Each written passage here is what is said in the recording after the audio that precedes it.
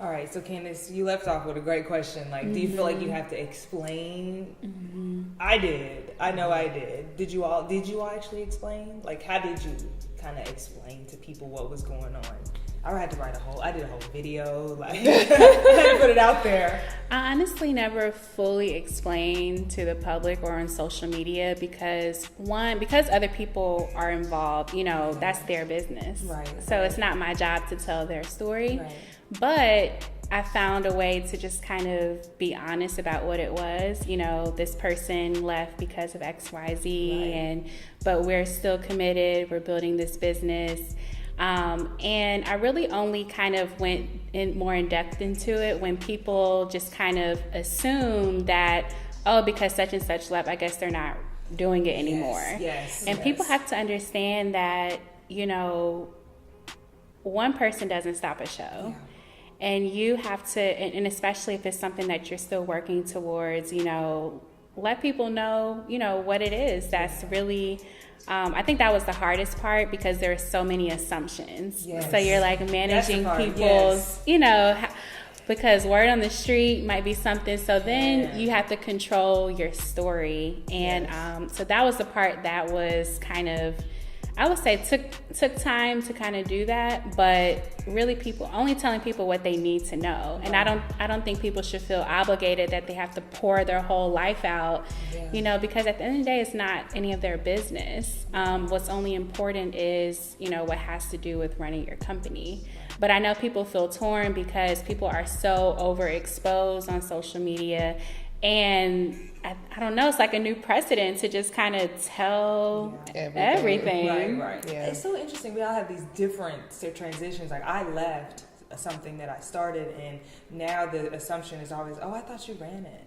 No, I'm not the only person. You're not the only one. Yeah, I'm right. not the only one. Like, it's still, and that's something that I have to make sure that I reiterated in my messaging. Is like, no, it's still going. Right. So like, I just don't work there anymore. Yeah, I think that was the biggest surprise, that people don't realize you have a whole team. Right. Yeah. And it's not just I've you. done my part. But I think when you build, like in my case, I had built something, or I let my tribe in as I was building it. Mm-hmm. So they had actually saw me building a company before it took off. Because I was posting on social media, I'm doing hair and doing this crochet, and then posting like, hey, I've come up with this idea, and then posting like, hey, I've got a company now. Like, hey, here's me and my founder. So I let them into the build up, so that when it was coming down, people felt like they were obligated to know, and I felt like I was obligated to tell them. And and again, wanting to control the narrative and wanting to let people know, what happened, but I was feeling guilty about letting people know what happened because I was feeling like I was being messy. But I'm like, I'm not being messy. The situation is messy, and it just feels that way. But so it was like I was just caught in like this matrix that I just felt like I just couldn't get out of. And then, at some point, like I was, doing podcasts, and I was like really telling it all, and and I was did a Essence interview and giving my story, and then it came to a point where I was just like, well. Like, I am tired of actually telling this story, and I'm tired of like when I'm doing an interview that this is what it's about because I am trying to move on now, and so I'm like, if you want to know, I have already put it out there. Some things I wish I could take back because maybe I told too much, but the story is out there. You want to find it, you can Google it and you can find it. But what I'm trying to do now is just build something over.